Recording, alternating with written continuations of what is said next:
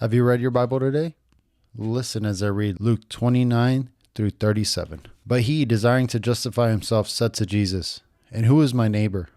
Jesus replied, "A man was going down from Jerusalem to Jericho, and he fell among robbers, who stripped him and beat him, and departed, leaving him half dead.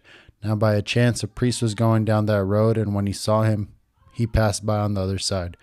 So likewise a Levite, when he came to the place and saw him, passed by the other side.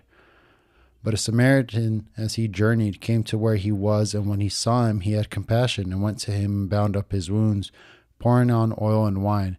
Then he set him on his own beast and brought him to an inn, and took care of him. And the next day he took out 2 denarii, and gave them to the innkeeper, saying, Take care of him, and whatever more you spend I will repay you when I come back. Which of these 3 do you think proved neighbor to the man who fell among the robbers? He said, The man who showed mercy on him. And Jesus said to him, Go and do likewise. This is from Pope Leo XIV in his general audience on May 28th. The parable that Jesus tells has, in fact, a road as its setting, and it is a difficult and impervious road, like life. It is a road traveled by a man going down from Jerusalem, the city on the mountain, to Jericho, the city below the sea level.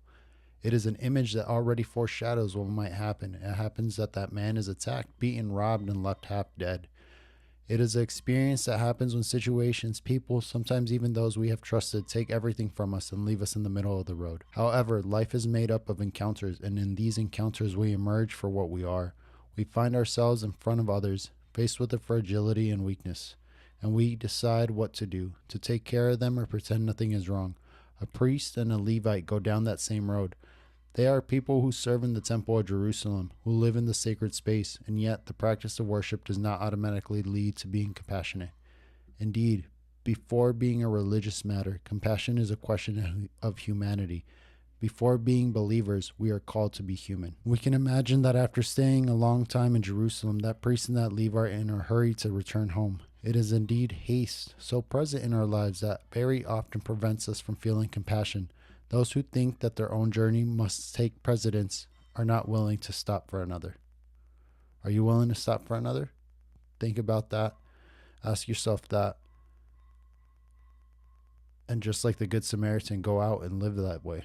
Just how Jesus at the end of that verse tells you, okay, go and do likewise. God bless. Have a wonderful day.